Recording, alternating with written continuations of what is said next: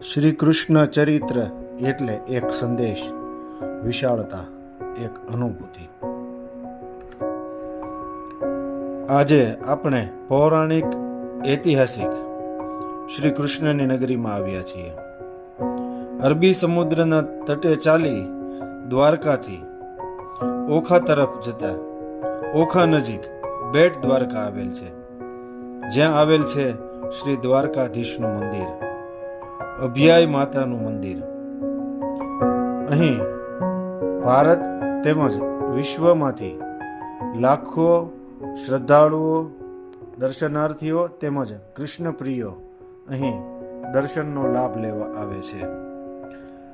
પહેલા બેટ દ્વારકા મંદિર દર્શન કરવા માટે ફેરી બોટ એટલે કે વહાણના માધ્યમથી જ જઈ શકાતું હતું, પરંતુ હાલ જ સુંદર એવું સુદર્શન સેતુનું નિર્માણ કરવામાં આવેલ છે, જેથી હવે દર્શન કરવા માટે આપ ફેરી બોટમાં નહીં પણ પોતાના વાહનમાં દર્શન કરવા જઈ શકો છો.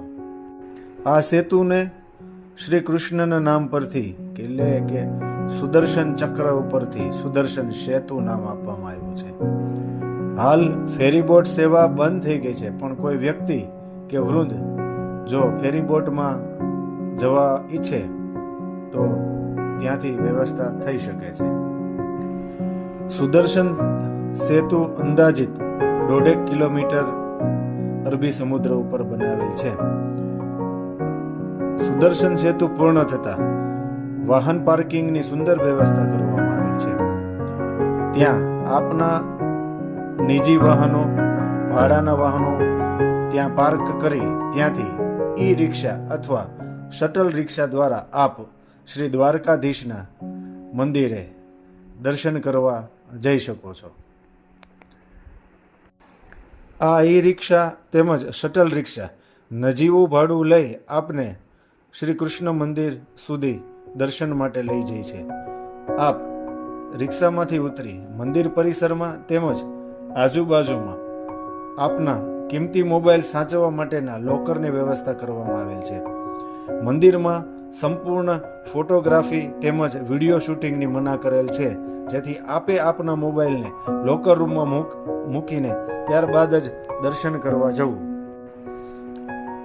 આમ લોકરમાં આપે આપના કિંમતી મોબાઈલ તેમજ ચીજ વસ્તુઓ જમા કરાવ્યા બાદ કૃષ્ણના વિશાળ ચરિત્રના દર્શન કરવા માટે આપ કૃષ્ણના મંદિરમાં જઈ ધન્યતા અનુભવશો. અહીં શ્રી કૃષ્ણ દ્વારકાધીશનું મંદિર તેમજ શ્રી કૃષ્ણના બહેન તથા ભાઈના મંદિર પણ આવેલ છે. આપ જ્યારે મંદિરના અંદરથી દર્શન કરીને બહાર આવશો તો એક અદ્ભુત અલૌકિક અનુભૂતિ થશે. પૌરાણિક માન્યતા મુજબ ભગવાન શ્રી કૃષ્ણ જ્યારે મથુરાથી દ્વારકા આવ્યા ત્યારે તેઓએ દ્વારકા નગરીમાં રાજ કરતા અને બેટ દ્વારકા રોજ સાંજે શયન માટે આવતા. તેઓ રાજ દ્વારકા નગરીમાં કરતા અને રાત્રિ રોકાણ બેટ દ્વારકામાં કરતા. આ તેઓની એક લીલા કહો કે એક રોજિંદી ચર્યા કહો. હાલ જે બેટ દ્વારકા છે તે નવું છે. કૃષ્ણનું બેટ દ્વારકા નગરી તો સમુદ્રમાં ગરકાવ થયેલ છે. ભગવાન શ્રી કૃષ્ણ એ અમાપ ચરિત્ર છે. તો ચાલો આપણે સૌ મળી શ્રી કૃષ્ણને જાણવા, માનવા અને પામવાનો પ્રયત્ન કરીએ. જય દ્વારકાધીશ, જય શ્રી કૃષ્ણ. તો ચાલો આપણે સૌ મળી શ્રી કૃષ્ણને જાણવા, માનવા અને પામવાનો પ્રયત્ન કરીએ. જય દ્વારકાધીશ, જય શ્રી કૃષ્ણ. આપ શ્રોતા ગણ જ અમારી પ્રેરણાનો સ્ત્રોત છે, જેથી અમને નવા નવા વિડીયોના નિર્માણ કરવાની પ્રેરણા મળે તેમજ આપના તરફથી મળેલ પ્રતિભાવો ઉપર તેમજ પ્રતિક્રિયાઓને અમે નોંધી તેના મુજબ વર્તવાનું અને આપના માટે નવા વિડીયો લાવવાનો પ્રયત્ન કરીશું. તેમજ આપને આજુબાજુમાં કોઈ આવી સંસ્કૃતિ વિખૂટી પડેલ હોય તો અમને અમારા ઈમેલ એડ્રેસ અથવા કમેન્ટ બોક્સમાં જણાવશું, જેથી અમે તે માહિતીને ઉજાગર કરવાની તેમજ બહાર લાવવાનો નાહક પ્રયત્ન કરીશું. આભાર. આપનો સમય શુભ રહે. આવજો. એક અલ્પ વિરામ બાદ ફરી મળીશું. સુદર્શન સેતુ.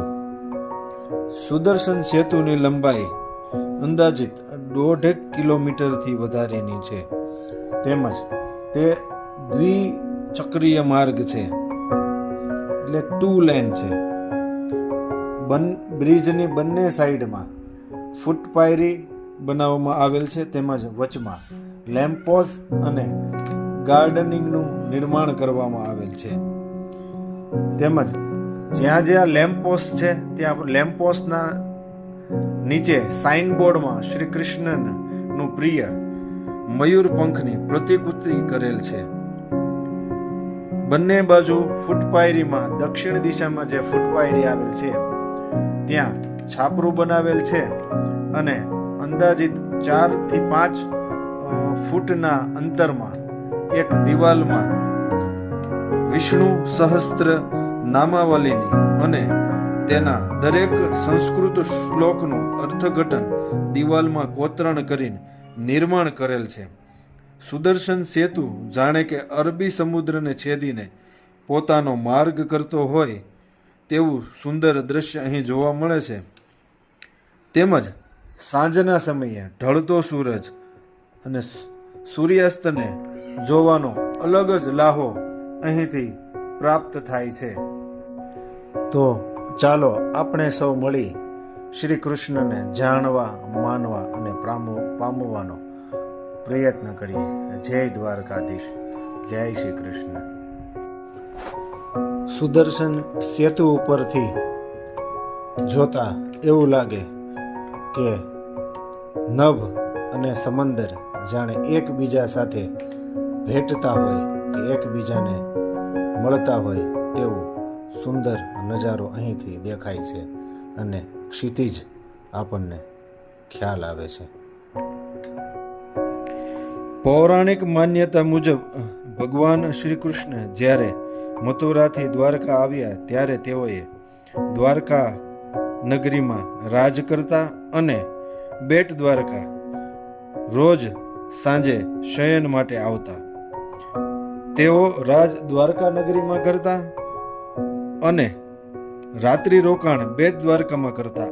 આ તેઓની એક લીલા કહો કે એક રોજિંદી ચર્યા કહો. હાલ જે બેટ દ્વારકા છે તે નવું છે. કૃષ્ણનું બેટ દ્વારકા નગરી તો સમુદ્રમાં ગરકાવ થયેલ છે.